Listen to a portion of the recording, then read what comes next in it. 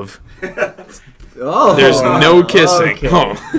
You telling me you don't kiss the homies goodnight? Okay, so I kissed multiple guys on their wedding day, like as they walk, as they're walking out. On the lips? I just kiss them on the cheek or the forehead. Yeah. It doesn't count. Yeah, it doesn't count. Well, no, it's like a David and Jonathan kiss. Dude, you gotta go like full Nick and Schmidt on New Girl and just. Who's your favorite like TV guy? Sorry. Like bro couple, like not like a gay couple, just like a bro couple. Probably Nick and Schmidt. And New Girl. Yeah. They're pretty good. Did you ever watch Psych? Yep. Sean and Gus. Yes, Sean and Gus are awesome. Sean and Gus. Turk and JD from Scrubs are pretty legit too. They kiss too. Sean and Gus, I'm pretty sure they do that in an episode. Well, they're like forced to, near death or something, and Sean just like grabs his head. I don't know. Anyway, today we're talking about guy love, and you are watching the Gird Up BroCast. This is where young men learn how to be the men that God created them to be. And today we're going to learn about guy love. But before we do that, we got to thank our sponsor. Our sponsor is Beard General Beard Oils and Supplements. Kostiantyn, which one do you want to use today? Got Deep in the Woods, Sandalwood, Whiskey Barrel. I've heard a lot of people didn't like sandal, so I'm going to use sandalwood. To be clear, it's not sandal scented, it's sandalwood. With feet. But I see the sandal on the collar. There is a sandal, and it's made of wood, so it's sandalwood. That's how they make all sandals. Yeah, like, pretty sure. The ones you wear are made out of wood. It does smell good. I just finished up a bottle of that. Cork, right? Can I try some? Yeah, go ahead. Right? Put some in. Okay, so the point, the idea behind beard oil, if you're not familiar, is that it keeps your beard nice and. So when you wash your beard, you lose all the oils and things that are naturally in your beard. It dries it out. You don't want to get dandruff and such in your beard, and plus, you don't want a stinky beard, right? So it smells great. Oh, stop it! It smells great. It looks good. Keeps you fresh all the time. A lot of times. I don't shampoo my beard every day because it gets too dry. So the beard oil kind of keeps it clean and fresh in between. And on really wacky weather days, it gets super dry. Like when your skin gets dry. Mm-hmm. Real man has to have a beard. I like to put it in before I go to bed, and then it's not so itchy and dry when I wake up in the morning. So you can get your beard oil at sites.google.com/. Oh, there we go. General. Maybe something will come out. Or find Nate on Facebook at Burger Beard General. Yeah, it's not good though. Stuff. It's not good. Dan, you've had it looking pretty good before. I seem to remember. How long do you grow it out? Next year. Next year? Why No, you give them a month and a half and it'd be good. What does that have to do with anything? I don't know. It'll just be less. Yeah. You need to shave so it won't be as itchy. Well, it's not itchy now. It's nice and fair enough. But in the winter, if you grow it out in the winter, it's going to be really dry and really itchy. Ooh. Which is why you should be using beard oil. So maybe maybe we can sponsor your beard. Oh, my beard growth. Wouldn't that be great? Yeah. We could like a picture a day kind of thing. We could make like a 6-month long video montage of your beard growing. Yeah. And we could record all the different steps you go through to make it look great. Mm-hmm. I'm down with that. We should do that. All right. And then at the end of the day, you're gonna look like Charlie. I don't know if you look this good. Or you. I'll start with you first. You won't look that jolly. To look back. That's right. Yeah. Fat and jolly. That's what I'm aiming for. I can't shoot for the stars. I want to be... I just farted. I'm sorry. Oh, why would you say that? It's pretty stinky. I wanted to warn you ahead of time. Okay, so our topic today is guy love. Watch out, viewers. He farted. Guy love. I'm just warning you. This is recorded. Can you smell it? No, I can't. This is recorded in 4D. Okay, we still haven't talked about... Okay, so... Guy love. Guy love. What is guy love? Farting next to someone. That's real love. Right and not being embarrassed at all. Yeah. I had eggs for dinner. What can I say? What? For dinner? Steak and eggs. Nice. Solid. We had steak in the cafeteria last night. Yeah. Oh yeah, they had the prime rib, the popcorn strip, and ribs. Steak night is a good night. It was our first. Well, it's the first one I've been to this year. Yeah, the first one this year. Steak that night. I know about. Oh, interesting. Because viruses kill steaks, so. Or do steaks kill viruses? Maybe. Oh. Then why wouldn't we want to have more steak nights? That's what I'm saying. So we should have, and we wouldn't have COVID. Should have if we ate more steak, yes. COVID would go away. Yeah. You heard it here first. I really like that thought. There we go. Take that, CDC. We figured you out. Yep. Okay, so in American culture, generally, when we see two guys that just absolutely love each other, the automatic assumption is they're gay, right? Mm-hmm. So obviously, but we have what's that? It depends how they show their love. Well, true. Fair enough. But we have tons of examples in Scripture, most notably David and Jonathan. But you see Jesus and his disciples. You see pictures throughout the Old and New Testament where you have men who literally live together, work together, even talk about how much they love each other repeatedly in Scripture. And so there's obviously this relationship between men, particularly men of the same age or similar age, where it's not homosexuality in any way, shape, or form. It's not only acceptable but good and a blessing, but we seem to be uncomfortable with it a lot of times as Americans. So I guess we can talk about why it makes us uncomfortable first. But what's the difference? What's the deal? Well, I think especially nowadays it's more notable because that's what the media shows. The media isn't displaying good, regular guy friends being bros in an appropriate way, because now it's turned into this culture where if you're a bro or a dude or your guy buddies, you're some kind of douchebag almost. Right. So I don't know. I think... And hypersexual in the opposite direction. Yeah. So almost hypersexual to almost show that you're not homosexual. If that Interesting. Yeah, you can't just be good guy friends if there isn't some kind of sexual tension either way. Right. Either you're overly sexual... heterosexual, competing for women, and it's like college movies generally are or it's the other way, and somehow everybody's like, oh look, they're two guy bros and they're gonna not guy bros, they're two best friends, I wonder if something's going on there, and it's like, no, they're just being two best friends, but culture's pushing this other envelope. And cultures push people to come out more, and they're encouraging, and trying to push people to come out, and so if they see any evidence of any potential homosexual relationship, they try and push it to. Right. I don't know. That's just what they do. Right. Yeah. Well, and I think to that extent, especially when we're pushing this idea of gender nonconformity all the time, anything that makes you uncomfortable or makes other people uncomfortable, it's seen as one of those. It has to fit into one of those boxes. Then Mm-hmm. They talk about this spectrum, but really it's a couple different. It's sexual deviancy or non-sexual deviancy, and anything that makes anyone uncomfortable automatically just gets pushed into this one big box. It feels like of that whole spectrum of sexual deviancy. Is that, you think that's true? Yeah, absolutely. Yeah. I mean, and Kostiantyn might be able to attest to this because you've wrestled throughout your life, right? And done martial arts of some sorts, right? Oh, yeah, they're very physical. It's a very physical sport. So you wear a little tight singlet and you... okay,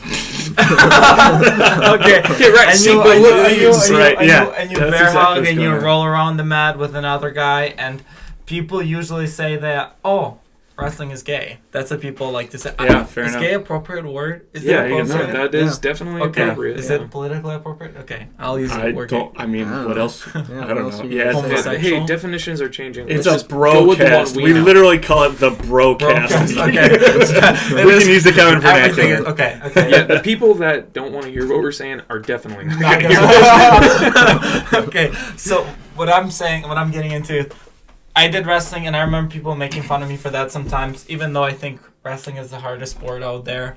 Definitely learned a lot from it, and we had this bond with the guys. We would wrestle each other all the time, kick each other's butts, it's very physical. Sometimes you end up having a bloody nose or whatever.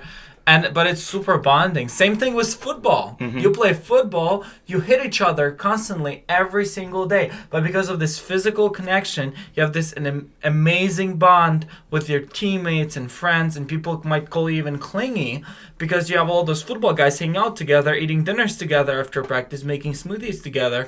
You would make one thing. Okay, that's not a requirement. That's not necessary. Okay, that might be gay. No, okay. You had me until smoothies. Yeah. You were rolling. I totally thought it until smoothies, and I thought I've never gotten together with the group of guys that made smoothies. Yeah. Oh no.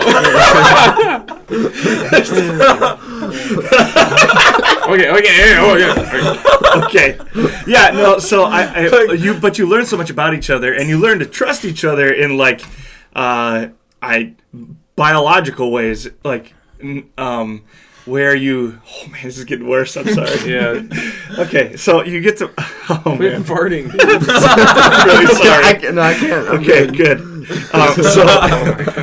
So like they call it evolution, but really it's just the way God made us, right? But you have these innate mechanisms in us as guys, where we legitimately are like measuring each other all the time, right? Mm-hmm. Measuring each other, learning each other, gaining information from each other all the time. So when you play a sport together, especially when it's wrestling or football or something like that, like you can see the physical damage somebody can do.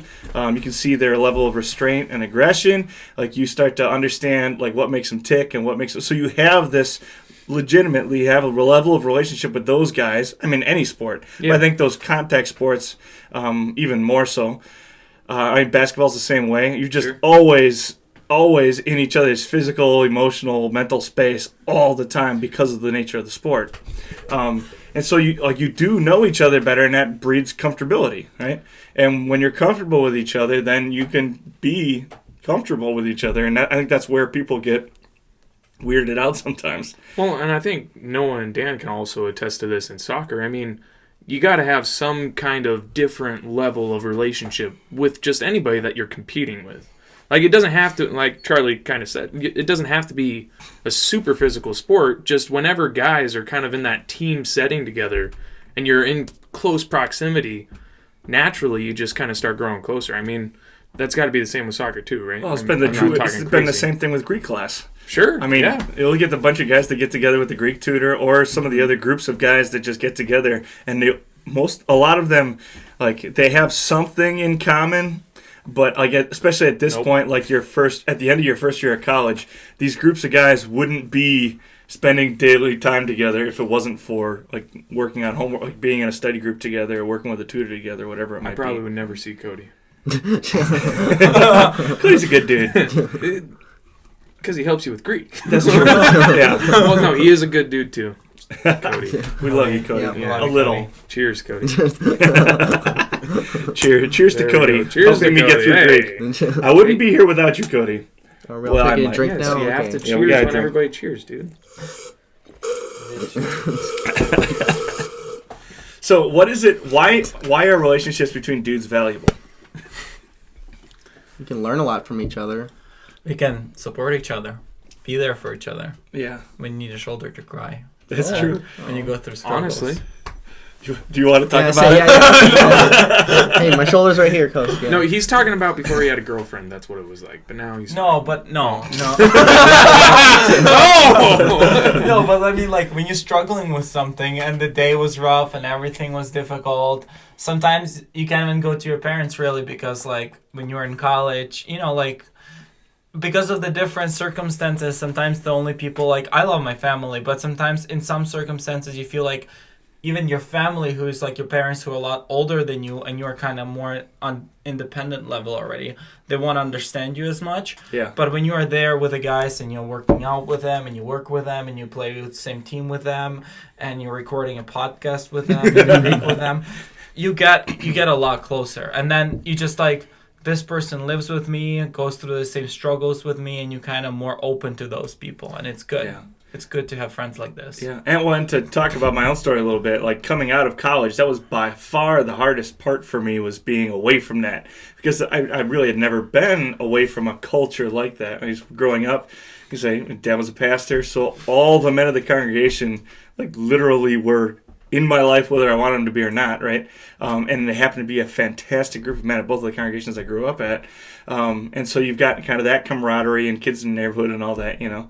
And then you get to high school, you're on teams. College, now you're on teams, living in a dorm room together. At MLC, you have even more of that because you're all kind of pushing for the same things, you know.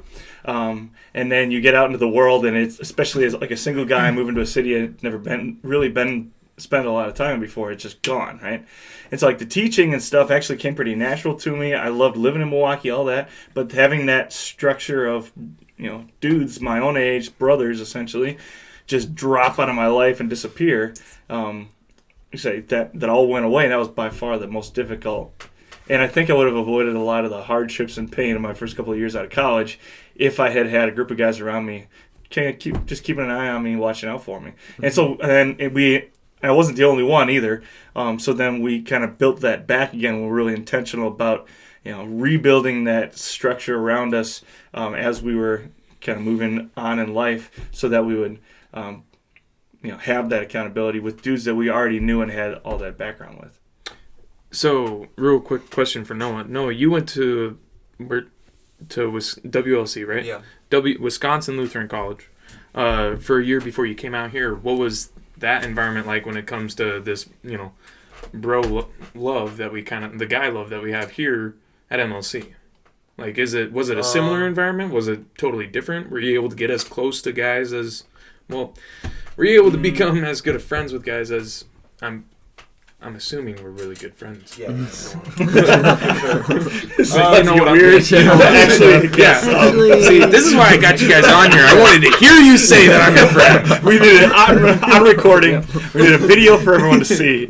I have friends. Stop. I did it. Talking on the phone with his mom. Like, Mom, seriously, I have friends. Yeah, I'm gonna send her the link. He said it. But okay, so sorry. Yeah, I think it's a lot easier here just because we have that common faith. And at WLC, surprisingly, because it is a Wells school, it's a liberal arts school, only about 40% is actual Wells. And I don't know what the other religious percentages are or whatever. But just having that common faith is a huge thing. And then I grew close with my soccer teammates, obviously, being on that team. That was good. Some of them did some not so great things, but I was on a team with them. So I grew with them. I ate with them. I hung out with them. Did you make smoothies with them? No. I didn't get that far. It's just wrestling teams. It's only no.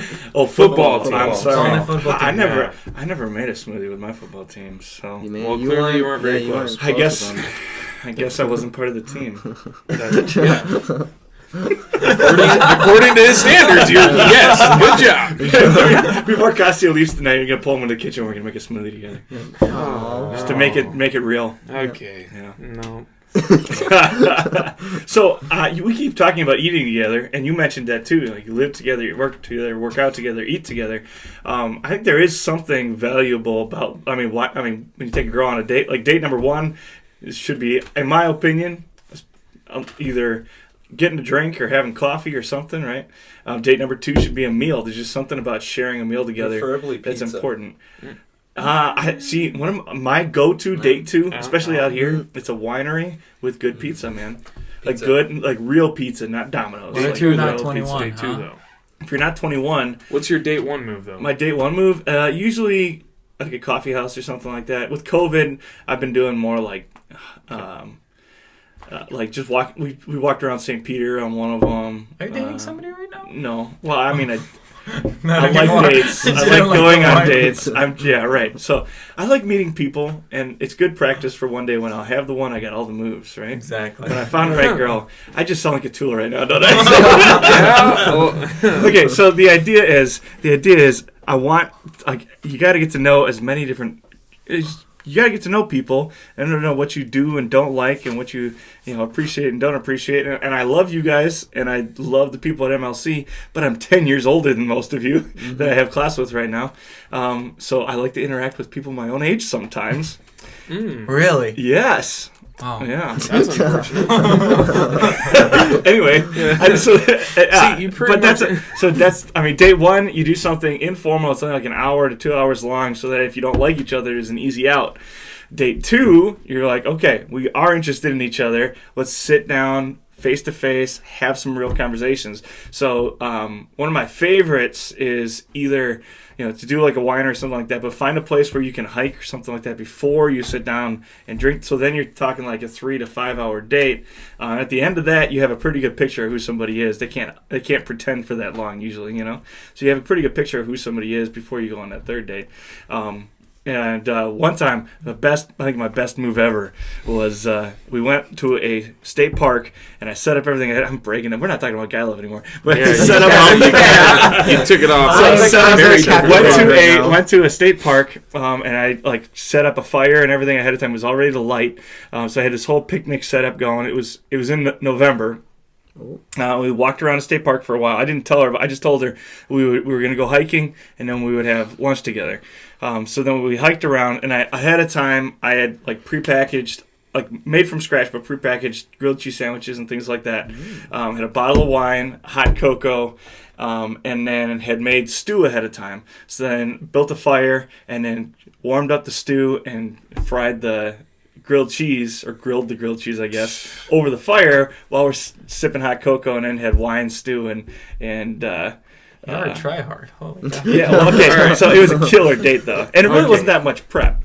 So anyway, sounds like a lot of prep. You know what? Well, I mean, I was gonna make stew anyway. So the first time I went to hang out with my girlfriend, we went to Flandreau, and then after Flandreau, we got a pineapple smoothie from McDonald's. Smoothie. So, yep, there we go. Smoothies and shakes with Kostiantyn. Yeah. Smoothies and we shakes. had an amazing conversation. We talked for hours. Well, see, that's the whole point. Is it's a low pressure situation, and if it hadn't worked out, you could have bailed at any point, right? Yeah. So I gotta go. And so that's a great first date. Right. Exactly. Yeah. Okay, so yeah, back to that. I love good heads. So something to think about, right? So with girls, you're able to kind of figure out ways that are romantic, and that's A-okay and works with women, right? But for guys, if you're not on a team or if you're not in classes with someone, like what are the ways that you're able to make guy friends? Start a podcast and besides, right. I mean, I feel like you got to be the one guy with the house and light fires in your backyard. Yeah, right. So I mean, that's right. So that's working for you. But we're out. Okay, so let's imagine we're out in the ministry though. Yeah, we're out in the ministry on our own. Pastors, congregations full of like grandpas and grandmas, not any young people our age. What's wrong with grandpas and grandmas? Nothing. But you don't just go around asking guys on dates because that's weird. So like, in what ways are you able to? I mean, I wouldn't call it a date, but okay, right. But like, in what ways can you set up almost a similar situation where you get to know a guy and become friends with him? So I've heard it said that women build relationships face to face, and men build relationships shoulder to shoulder, right? Yeah. So men are going to find it easiest to build relationships with each other. It's going to happen naturally if you're doing something together, working together, whatever it might be. So, I mean, church is a great place to start. Like, start joining teams, join the green team and mow the lawn with a bunch of other dudes. You're going to see them at least twice a month, all summer long. That's plenty of time to not be weird about starting a relationship with them, right? Join an ushering crew. Bam, right there. You got 5 guys you have to learn to communicate with. You have to know their you're going to get all their phone numbers so that you can all stay in touch. You've got a built-in crew there, right? Or even just like go to your pastor and say, hey, so I need to make some friends. And I wouldn't even be shy about saying, like, I'm looking to make friends with people my own age. Are there any groups in our church here where the young men are, or just even say, do you have any ideas of how what kind of a group could we start that would do that? Is there something around here that needs to get done that we could do together? Something like that, right? I think church is a great place to start. Otherwise, I mean, go to the gym. Yeah. I mean, seriously, go to a public gym somewhere and start complimenting, not creepy, just like start complimenting dudes. Like, hey man, I see you getting big. I see you in here every day. You're getting bigger and bigger, nice bro. Traps, what are you doing? Dude. Right. Seriously, say nice traps. I can't tell you how many times I've ended up being friends with people who just said, nice beard. And we started talking. Okay, but your beard's not your traps. Okay, that's true. I don't have great traps. I gotta work on my traps. I'm trying to get wider. The beard, right though. Now. I do have the beard. Oh, dude, if you grow the beard out like enough, you could hide. It gets annoying sometimes. Okay, I'm going to sound cocky, but it gets annoying sometimes. I mean, it hasn't happened since COVID, probably because of the masks. I don't know. But I used to walk around Milwaukee, and people would, like, catcall my beard. It would not me. It wasn't like, you're hot. It would be like, beard. They wouldn't even say anything. They would just be like, beard. And at first I was like, yeah, I'm the guy with the beard. And then after a while, it's like, really? It's hair. Like, I'm a human too. That's right. Eyes up here. Yeah, I don't know. It was just like I don't. It was bizarre. It hasn't happened for a while though. Maybe I'm just not as handsome as I used to be. No, you just don't walk around anywhere that would be. That's true. That's true. It doesn't really happen in New Ulm. Shocker. Or on campus. Yeah, partially because there's no like anonymity. If somebody shouts beard across campus, you're gonna see him tomorrow. Yeah, it's gonna be weird. Yeah, because if you're the guy shouting beard, you don't want to see that beard again. Probably not a great exactly. Probably not a great way to make friends. Yeah, either that or you just gotta like lean hardcore. Right, you could just lean hardcore into it, but you're probably a weirdo. Yeah. I think you could pull it off. I could do it. I think you could. Not that I want you to try, but I think you could pull it off. Catcalling beards? Yeah, making friends by catcalling beards. I could see it. What? And you could give them some beard oil. I'd be like, beard! And then I don't know. So you, shoot, what did you say earlier? What was I saying earlier? So we talked, you said something about shakes. Before we were talking about shakes. We could talk about like the actual importance of having good guy relationships. Yeah, why do we need to have good guy relationships? Well, I said you learn from each other. You learn from each other. Yep. Yeah, Hey! So we were talking about that. That's the correct answer. So what do guys... I mean, obviously we learn from older men all the time, right? Yeah, like you. Hey. Formally. Thanks, man. That's real. Yeah, it's legit. we are. Okay, so... And this the whole point of this is... Right. So that... Yeah. And then this is geared at like middle school, high school kids. So, then from us, you guys, you guys are the older guys who are teaching. Look at that.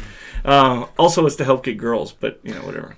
They don't watch. Got you. Thanks. You'd be like, that was that guy with the curly hair. Yeah. Anyway, so what do we learn from each other as guys? Like, what's valuable that we're learning from each other at this age, like amongst our peers? Well, you can debate with your friends. Right. What value is that? Because it is valuable. What value? I mean, grow in faith, grow in your knowledge. Yeah. You bounce ideas off each other. Yeah, I think you get to see other perspectives that other guys have. Yeah. Mm-hmm. And from those differences that you do have, you grow from them. You learn how to be... How so? Well, because you learn how to not want to choke them all the time. So, to use the catchphrase, to disagree without being disagreeable? Yeah. Okay, Yeah. Fair enough. Mm-hmm. Fair enough. Well, it sounds like you guys debate each other a lot. Yeah, Dan and I do. So what's the benefit of that? So besides learning how to argue without getting upset with each other? How do you? Which is a legitimate skill you do need to have. Like that's going to be something that happens throughout life. We're building to that point. Okay, we're not there yet. They're working on it. Yeah. They work. Okay. Well, I'm glad you guys are working on it. Yeah. Yeah. We'll get there one day. Yeah. I think. You guys gonna have to do some counseling together or something. Yeah. We can go. Yeah. I'm trying to split them apart every single time. I'm sitting here just in case. As long as nothing goes fighting. flying across the table. But so, like, as what other value is there in debate like that? Because you're absolutely right. Just what other value do you think there is in debate? I mean, in the end, we're gonna be able to take that experience that we have in this safer environment, because we are friends. So in the end, it's not like we're gonna continue. Continue having that beef through that argument, right? Right. And, when you're friends with people, it's easier to get more mad at them, honestly, and be more upset. So, in a weird way, it kind of puts you in that extreme so that when you are having a situation like that with someone you don't know very well, you can handle it better. Mm-hmm. Right.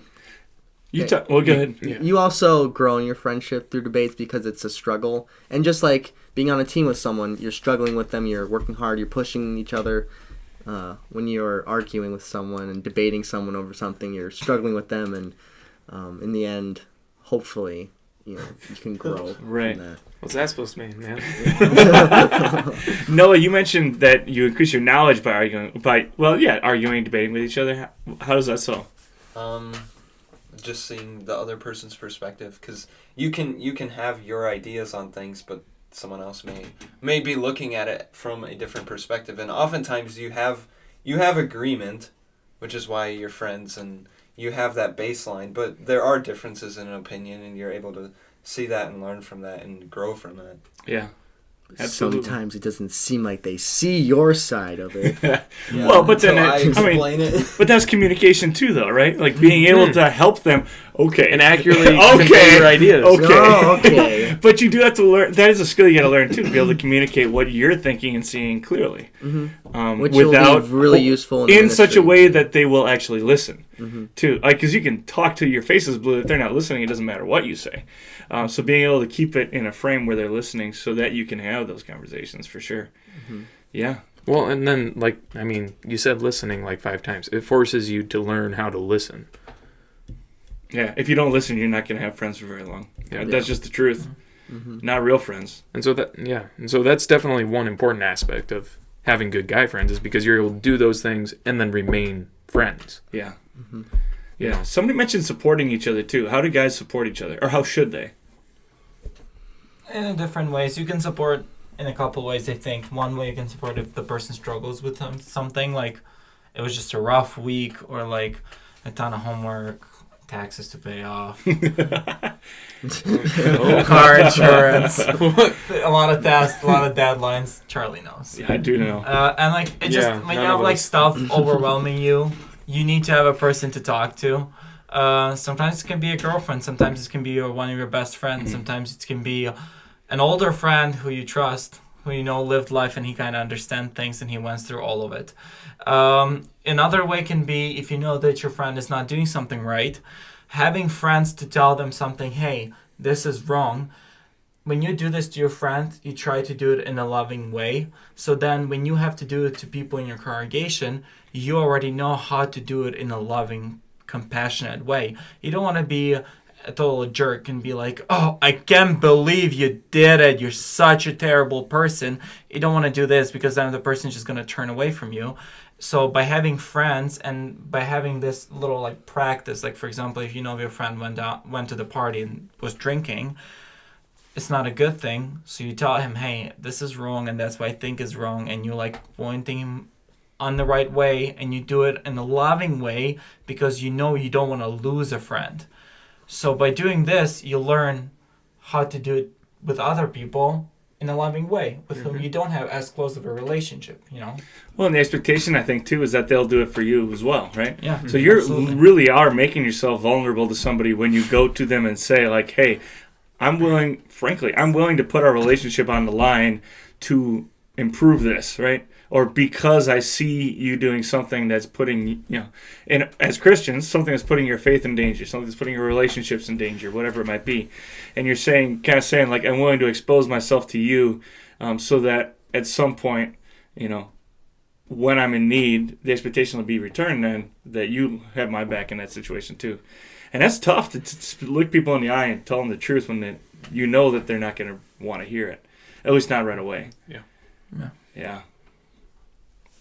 Yeah, I mean, especially as Christian men, that's even more so important, because we all know what is right and wrong because of what Scripture tells us is right and wrong. And sometimes it is so hard, especially if it's your friend. Yeah. It is so difficult. And sometimes you just feel like, should I just be rolling with this? Or should I tell something? Yeah. What makes it so hard? Well, the toughest thing is you don't... So I went to MLS, and we're all Wells Christian men, and when you see someone doing something they shouldn't be doing, they know what they're doing is not right. True. So you don't want to be the one to point it out and be like, you're being hoity-toity, you're going to be all goody two-shoes. And I mean, sometimes that's harder than telling someone who doesn't necessarily know that what they're doing is wrong and telling them that is wrong. Yeah, I think you have that fear of confrontation just because you don't know how the other person is going to receive it. Yeah. And you don't want to...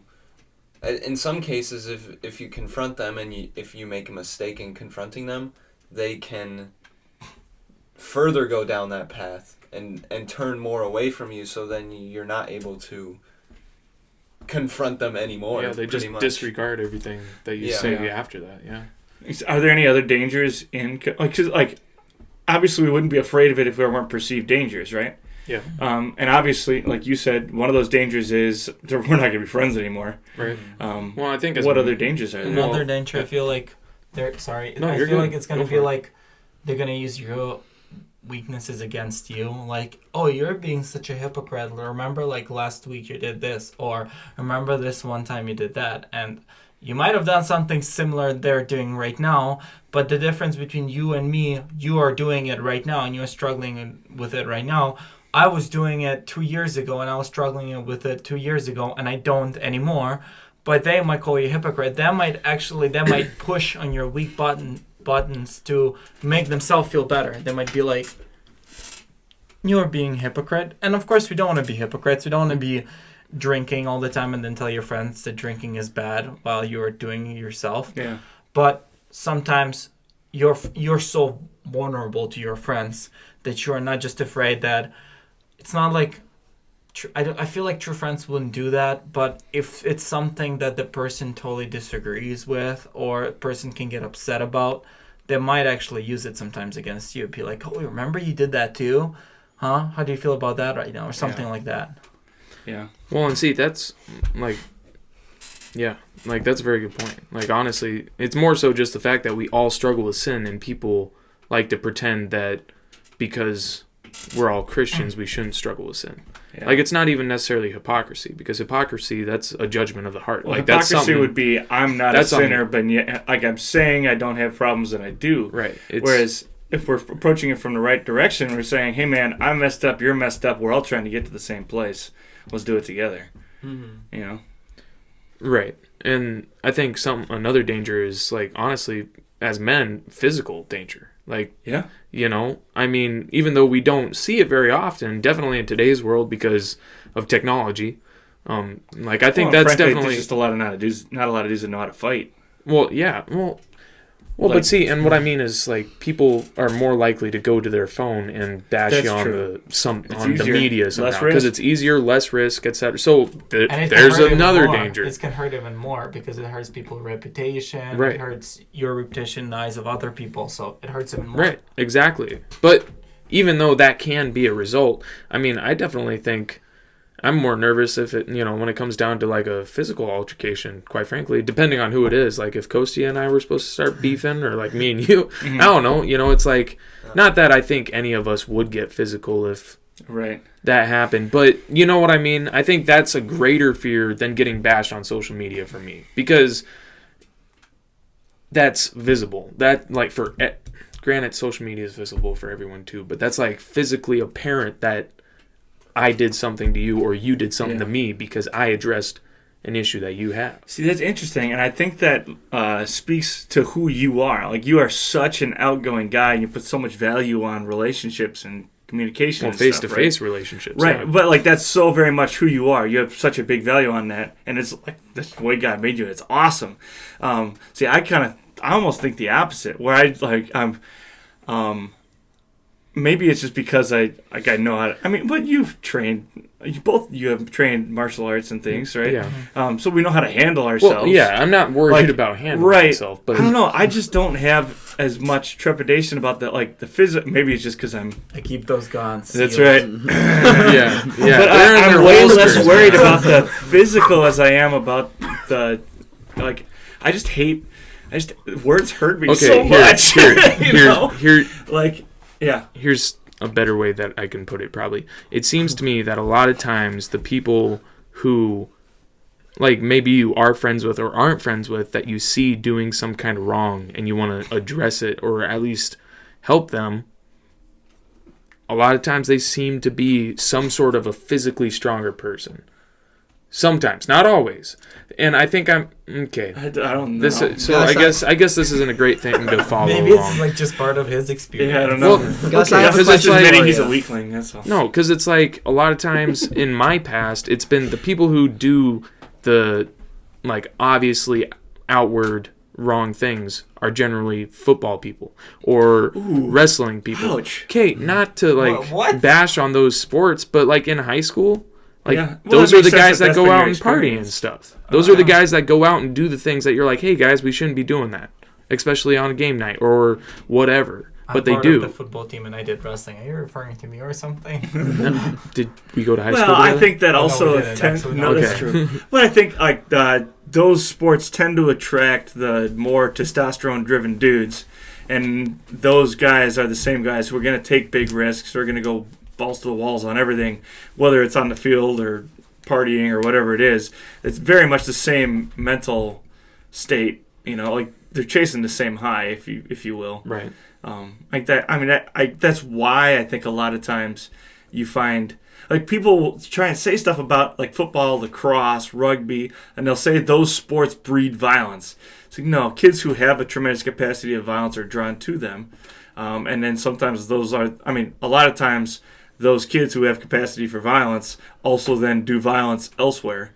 It's not necessarily that the sport is teaching them to be violent. But sometimes sport helps you to take all your violence out on the field. Oh, yeah, I think generally it's the opposite. Because, like, some of those guys that I've seen wrestle or fight, they're, like, total savages. But then when it comes down to real life, none of them really fought in real life because they just know how to handle themselves. Because, like, I don't need that. I get my butt whipped every single day, 2 hours at practice, 6 days a week. And they're not getting their self-image from that. Yeah. So since these are activities that we enjoy and we have friends in those activities, how, like, that's what I'm saying is when they are doing a sin or in some kind of struggle and we need to be the ones to bring that, like, hard, like, that firm hand down, that's what I'm talking about. It's like, you see what I mean? I know. I just have never experienced what you're saying. I understand what you're saying. I just don't think I've ever experienced it. That's all. Right. I feel like you just need to be. Sometimes it's not so much how you look; it's how you bring it. Okay, right. So we're talking about the dangers of, like, confronting people of their sin. Yeah. Right. Yeah. So, well, like, but that wouldn't even necessarily need to be a physical thing. It's someone who has more authority over you, or more power, or more perceived, influence or whatever. That's exactly. It's easy to tell somebody you see as beneath you that they're sinning. Like, that's easy. Yep. Nobody struggles with that. Yeah, it's whether it's people that you have on a pedestal of some sort. Mm-hmm. Interesting. Well, which I think makes the relationships between between dudes more valuable then, because you have a group of guys where you're comfortable having those conversations. You're not afraid of the outcome. Like, you're not putting your friendship on the line every time you point out sin or every time you, like, lovingly chastise each other, right? That's why guys tease each other and, like, horse around and everything, because they want to see how you're going to react when push comes to shove. When it inevitably comes where we have to disagree on something, or I got to have a tough conversation with you, are you going to flip and fly off the handle? Well, I'm going to push you away. Then we're not going to be super tight friends, so that I don't have to be in that situation. But if I can have a critical conversation with you about, how you handle this situation in class or whatever it might be, on the football field, I can see how you react when you're upset. Like, I know I can trust you because you're not going to fly off the handle. Yeah. No, I totally agree with you. And I think that's important to understand that, like, when you have friends and friends tease you, it's totally all right. But it is times when it is appropriate to tease people and times when it's not. You have to understand, like, when you tease somebody in the friend group, like, it's appropriate. But it is times when you in public and you're in front of the people or, like, in front of the girlfriend or whatever, it's not always appropriate to tease somebody, especially on certain things. I don't know. Yeah. It's my perspective. But it does definitely help to look at the people and see how people react in a stressful situation to know, like, are you going to flip the switch and you're going to go with a fist fight, or are you going to stay calm, maybe get a little frustrated, but you're going to stay calm and listen to what other people say. Yeah. Yeah, I've got a question for you guys. Would you rather, so Gus, you were talking about how you would rather you would rather be called out in social media than beaten up. Well, okay. Well, yeah, taken out. Yeah. Obviously. Would you rather be, like, publicly embarrassed on social media or, like, lose in a fight in, like, real life? Like, in that case, like, I'd rather be embarrassed on social media. Yeah. I don't want to lose in a physical altercation. I guess my question is, why did it get to the point of physical altercation? Yeah. Those are two extremes, but they're not very similar. Yeah. In the sense that, like, one is really easy, the other takes a lot of building up to. You know both, what I mean? They both stem from... You have to equally participate in a fist fight. Yeah. You don't have to equally participate in a social media spat. Yeah. True, but they both do stem from some sort of disagreement or anger towards each other. Yeah. So maybe is what you're getting at. Would you rather have a confrontation over the internet or in person? Sure. Oh yeah. Maybe. Yeah. That's a good question. That's a better. I think it's easier to have a confrontation. I like where that went. I think it's easier to have a confrontation. Like, it's way easier to miscommunicate over like text or email or social media or whatever. Yeah, well, when you have the internet involved, you can almost dehumanize someone. Oh, you absolutely. Yeah. Not even almost. You just do. When your eyes are red and you got the horns growing out and you're mad, like. But on the flip side, you can, if you're conscious of it, you can take your time and like relax and like before you hit send. Sleep on it. Sleep on it. Like go get a cup of coffee, take a few deep breaths, and come back and reread it. And you can always shoot it off to somebody else and just say like, "Hey, I'm about to send this email. Is this a good idea?" Whatever it might be, or even just BCC somebody on an email and be like, at least if I mess this up, they see. This isn't hearsay anymore. There's other people involved who see it, who understand the situation. You need guy love. It's why you need guy love. Guys you can trust who can have your back. Mm-hmm. Absolutely. I don't know, what about you? Would you rather have a confrontation in face-to-face or over the internet? Well, I definitely feel safer on the internet because that's you got your own little safeguard. But I feel like it's so much easier to rationalize with someone face-to-face. A lot faster, too. Oh, yeah. Yeah. Mm-hmm. Well, it's easier to empathize with. Like you were talking about how you dehumanize each other. You forget that there's a human on the other end, and you become focused on winning the argument, or destroying the opponent or whatever it might be. Whereas if you're face to face, you have all those threats that we were talking about earlier, and you're like, if you're going to argue face to face, both of you are kind of agreeing to ground rules, whether you realize it or not. Neither of us has swung a fist yet, so far we've agreed to keep this non-physical, right? Like neither of us is yelling, so far we've agreed that we're not going to yell. And if one person starts yelling, that's an opportunity for you to be like, no, I'm not going there. You don't even, you probably don't want to be like, no, I'm not going there. I'm not yelling. It might just be like whoa, like let's take a break and come back to this. You can control that better. You can be able to instead of having to read like a 3-page text and go, oh crap, he's mad.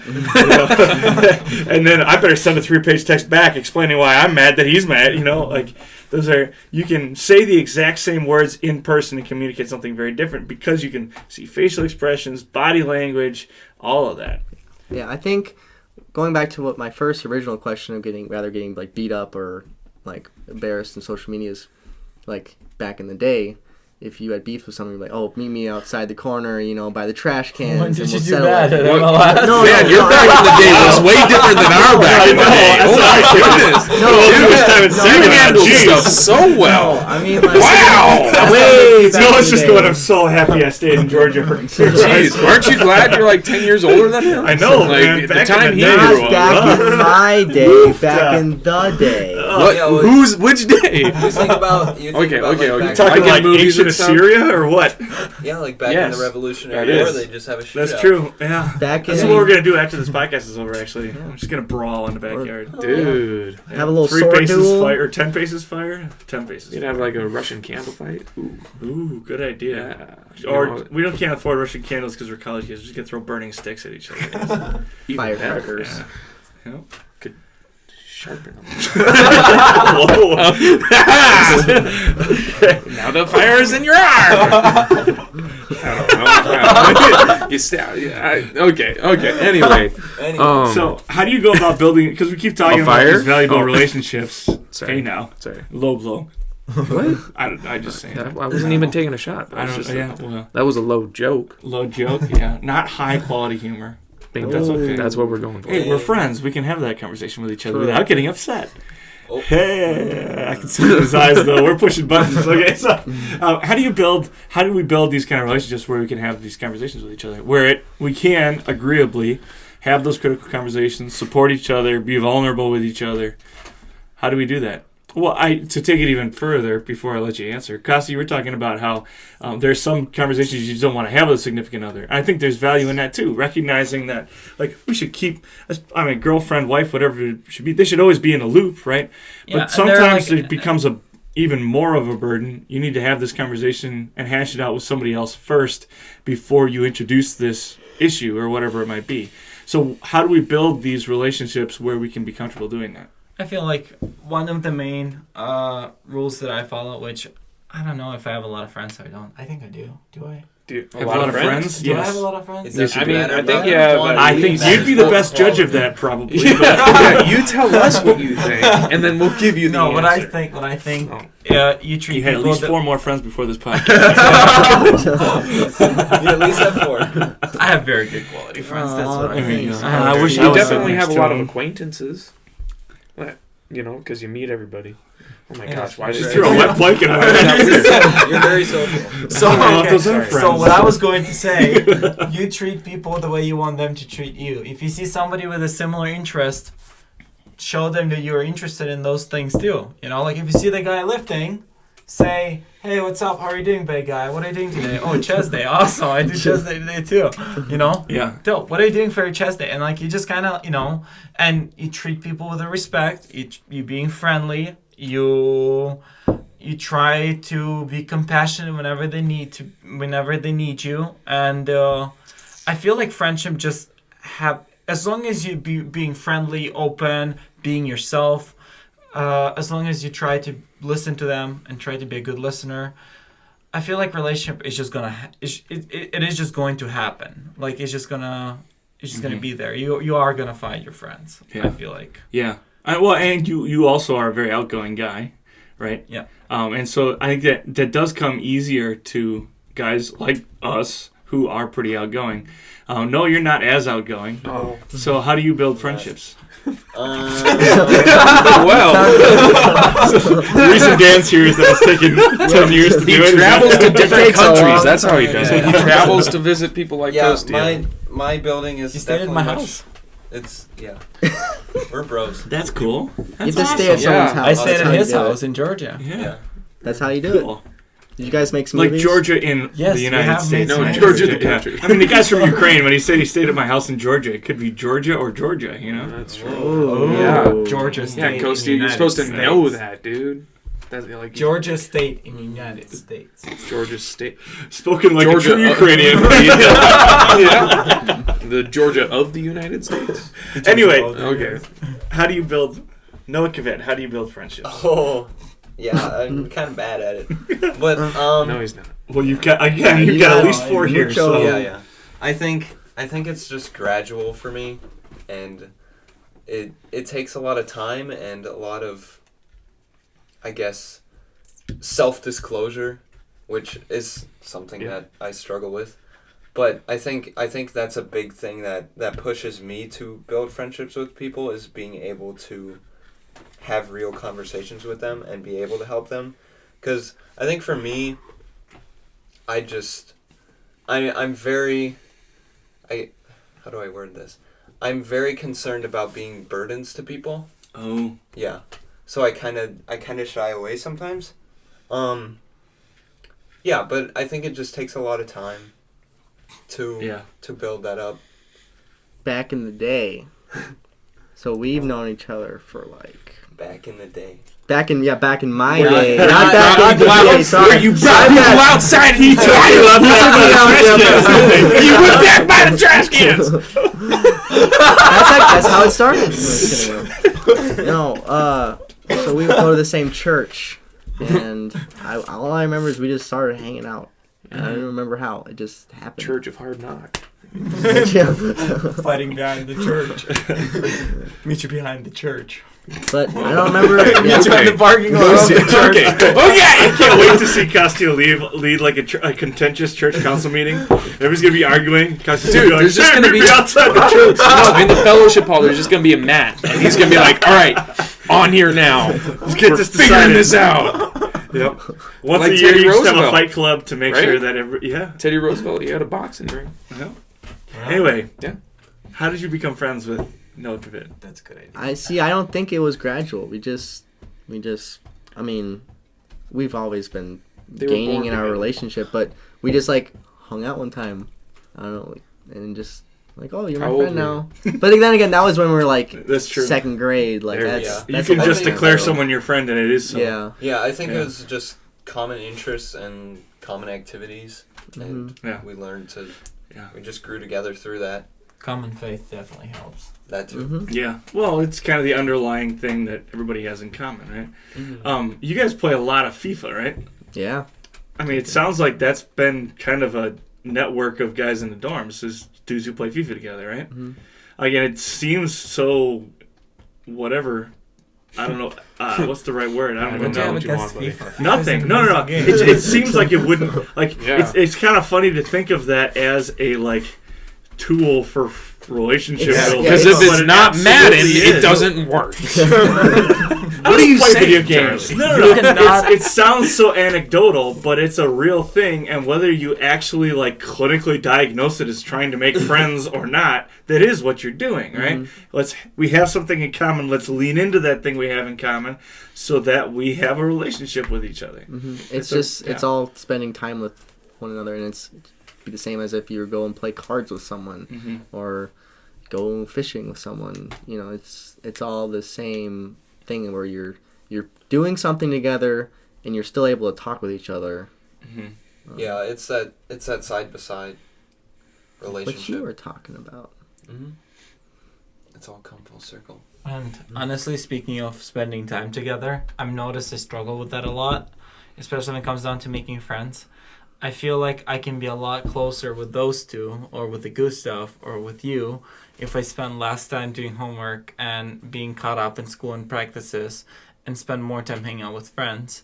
But I've noticed because of the college and because of the classes that I'm taking and the difficulty of those classes and the sports and the activities and work, I catch myself not even hanging out with people some days, and it makes me really, really sad. It's like, sometimes like, man, I really need to hang out with friends. I really need to see people more often, you know, like one time me and Gustav had a very nice, solid, very personal conversation in the fitness center, and it was awesome. And I was like, man, I should really hang out with those people more often. Man, I was going to work out when I came down here. But No, that's what I was doing. I was like, I was going to work out, and then 10 minutes left before he has to close. I did like it too, okay? I'm sorry. I didn't mean to make it a joke. That's okay. It's okay. I get it. You know, that's what you can do.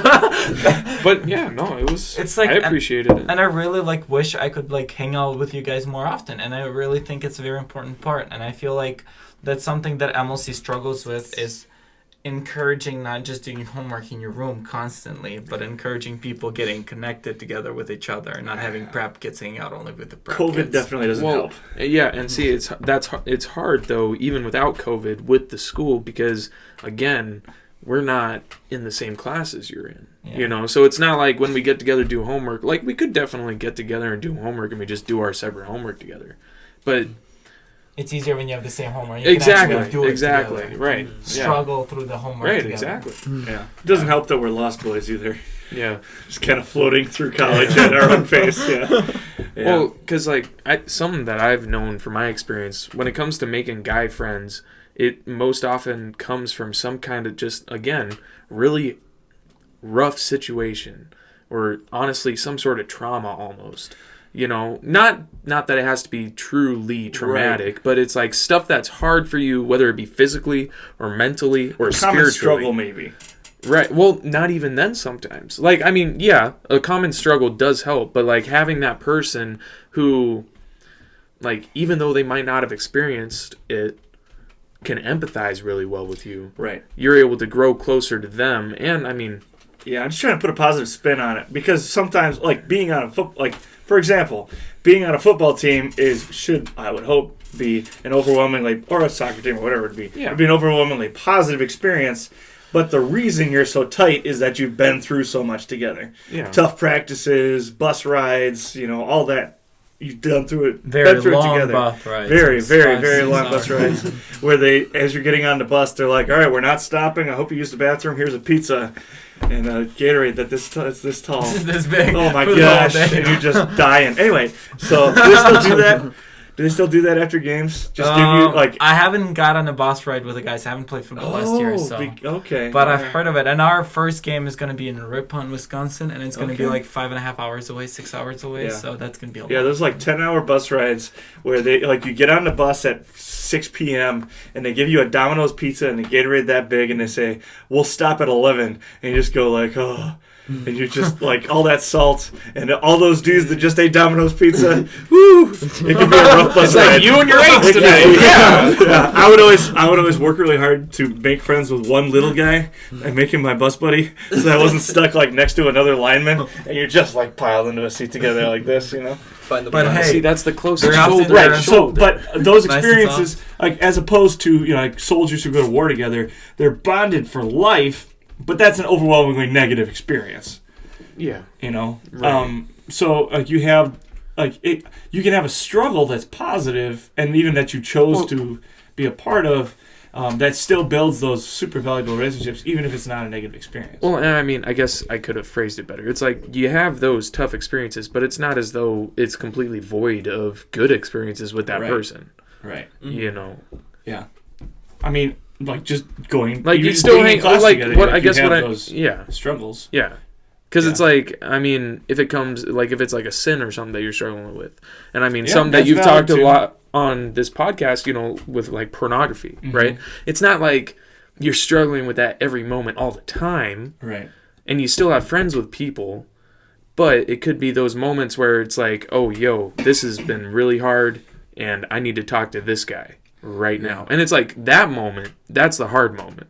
But then the rest of the time, it's not like it's like that all the time. Well, it's another layer of common ground, you know, as you're building those relationships. It's another layer of common ground. And really, you never stop building a relationship either. Right. Like, just like anything else, if you're not moving forward, you're moving backward.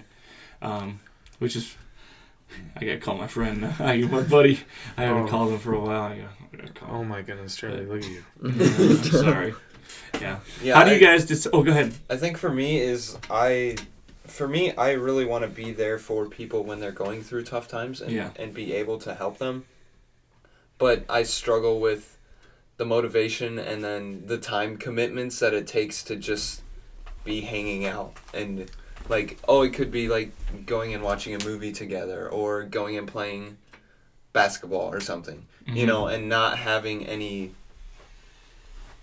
real struggle or way to have a good conversation with them, and either them be able to help me or me be able to help them through something. Yeah. I think I struggle with that motivation, but then I've kind of realized lately, like, if I'm not with people in the day-to-day, just everyday usual things, then I'm not gonna be able to be there for them when they're going through a tough time. Or need a shoulder to lean on or anything. Or cry on. Yeah, that too. Oh, go ahead. I think to be able to have someone open up to you, you have to first open up to them. And I think that's one of those things, like, you have to take that initiative first to open up to them, and then they're going to be more inclined to open up to you, and then you can grow in your friendship there. Yeah. I think some of the best wisdom I've ever gotten on friends, too, also is the idea of, like, concentric circles of friends. So you can only really be, like, intimately friends with 3, 4, maybe 5 people. And really maintain those. So it's going to get awkward because he's going to look at you and be like, "Yo, you're not one of my friends." You know? Which, actually, that is kind of okay. But the idea that you kind of got your basketball team that you're tight with, right? Those 5 guys, you sit up together, those are your guys, right? And then you have, you know, another circle where you've got about 50 people that you can be active in their lives, you know, and that, like, friends, family, you know, people from that you're still keeping up with from your past, that kind of thing, where you have 50 people that you can really be involved in their lives. You're not, like, super intimate with them, but you can be involved in in their lives. And then you have about 150 to 200 people. If you're Gus, about 700 people. But you got like 150, 200 people who you are I don't even know what word to use, but you're like acquaintances, right? Mm-hmm. Where you know each other, you probably call each other friends. You're like, oh yeah, he's a friend from college, and what does that really mean? It means we know each other. Like, I know he's got a dog, and his younger sister is whatever, but I don't really like know him. Mm-hmm. If you got called into the hospital, you couldn't fill out his forms for him, Mm-hmm. But you know each other. And then beyond that, it's just like faces you recognize. Like your brain just can't keep that many. I think a lot of people either make the mistake of trying to make everybody that tight friend, and then they lose all of them, or like nobody gets in that little circle because they have such a huge outer circle, right? Or they have a couple of super tight friends and no one else, mm-hmm. right? I've heard it explained. Sorry, no, you're good. I've heard it explained this way where you only have 4 quarters in $1. Yeah. So there's not 5 quarters in $1. There's only 4. And wait, hold on. Profound. Whoa. What? They're connected to friendship. Whereas you can only, like you said, you can only have so many close friends before they start losing value. So if you had 5 quarters in $1, that'd be 20 cents. Yeah. Not 25 cents. Yeah. I'd rather have a quarter friend than a dime friend. Mm-hmm. Definitely so then, more than a nickel. If you had $1, money. If you had $1, though, would you rather have 2 quarters, 5 dimes, a couple nickels? Yeah. Is That's that well said. I like that. That's a good. Yeah. Yeah, I've definitely felt like most of my life I'm in that first category, kind of. Where you have tons of acquaintances and not so many bros. For the larger portion of my life, that's been that's been how I've always been. I mean, honestly, anybody that grew up knowing me can attest to that to any extent. Like, I was pals with everybody. And, I like being able to recognize people and know people, but having that closer intimacy as a real brother, I've never fully had until honestly coming here. I mean, being in this environment definitely promotes that kind of relationship growth compared to just being pals with as many people as you can. Yeah. Well, and that also, just to clarify, it doesn't necessarily mean that like as new friends come in that you have to be like consciously bringing other friends out. Like, ooh, I'm getting friendlier with Gus. I got to bump somebody out of this circle now, or whatever it might be. People are going to it's going to naturally ebb and flow throughout life, just the way things. Actually, you and I talked about this last weekend. We did. Just hanging out. The idea of like 10 years from now, probably not going to be chilling. Just we're not chilling in this living room. No, not this one. Something went wrong if we're still chilling in this living room 10 years from now. Greek got a little too hard at that point. It took me 10 years to get through 2 years with 4 semesters of Greek. Yeah, but it's possible. Let's not make it happen. But anyway, like it'll ebb and flow, and you recognize that, and you like, and people move into the tighter circles. They move out to the corners and come back and go back and forth. Even family does, Yeah. But like just recognizing that there's value in different levels of relationship, and those relationships that you really value, putting in the time and the work so that they continue to have that value.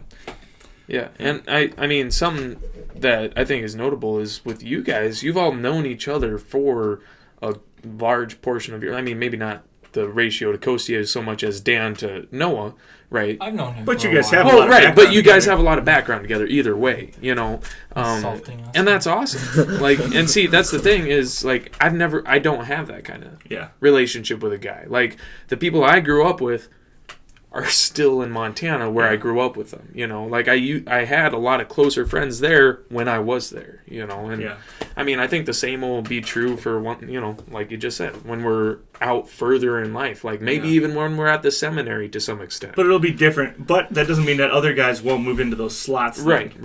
As just a natural ebb and flow.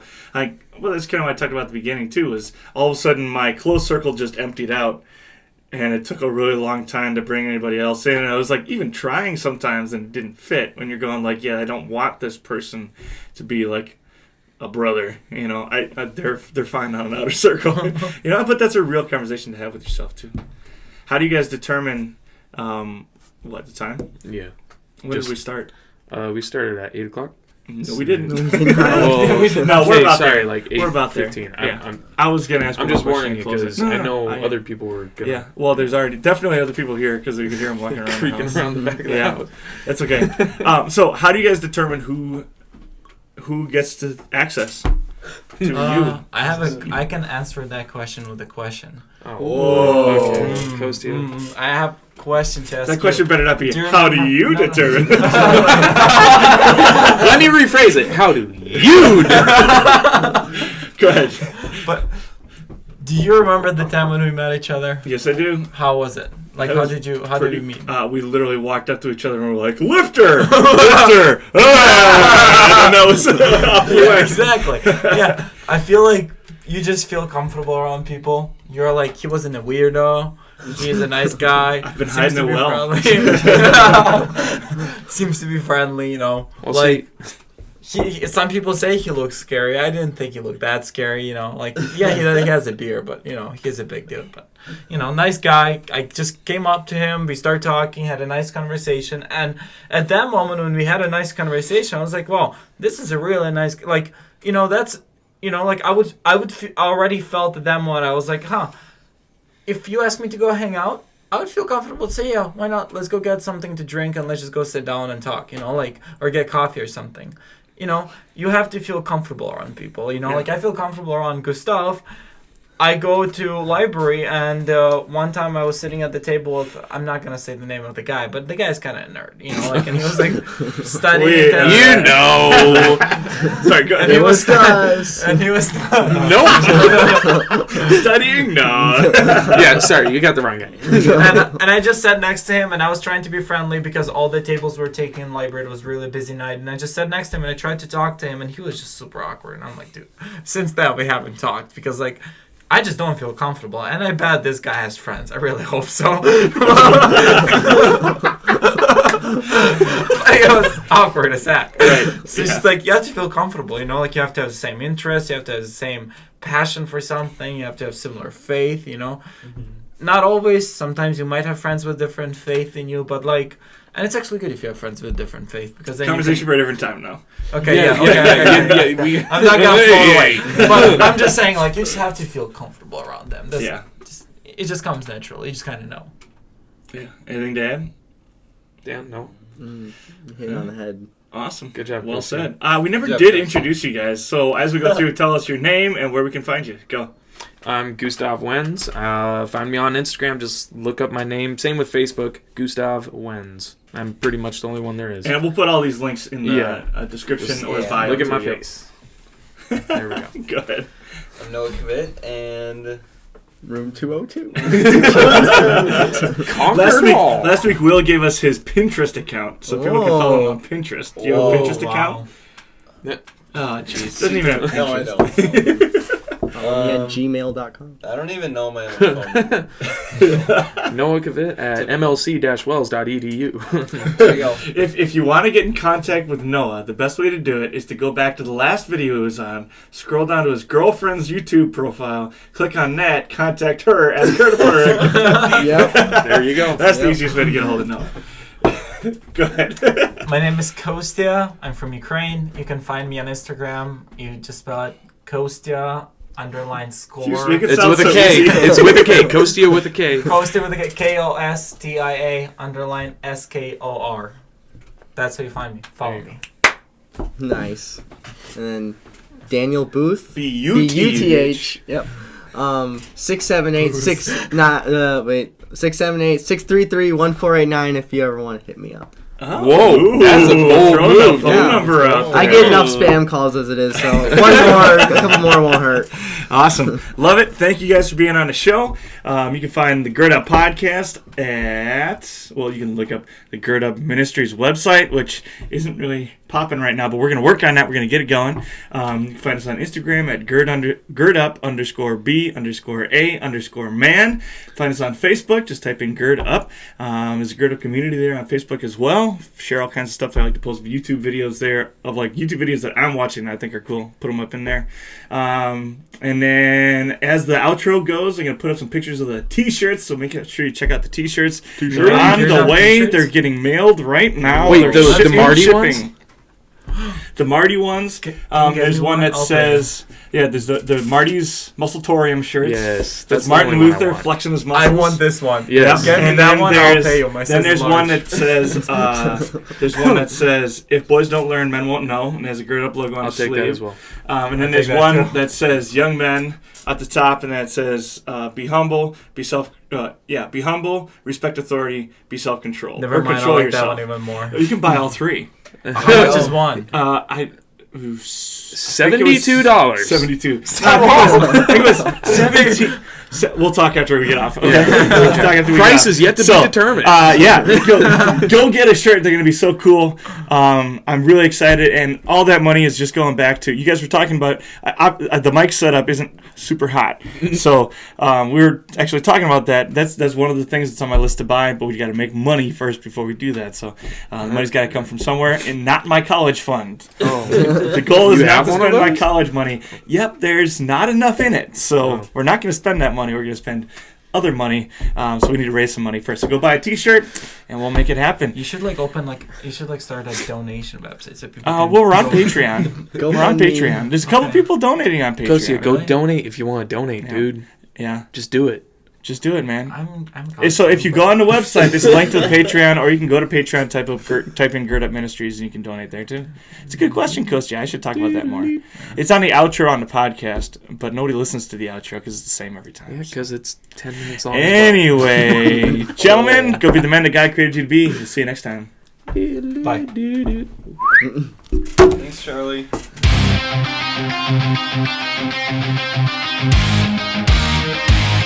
Thank you.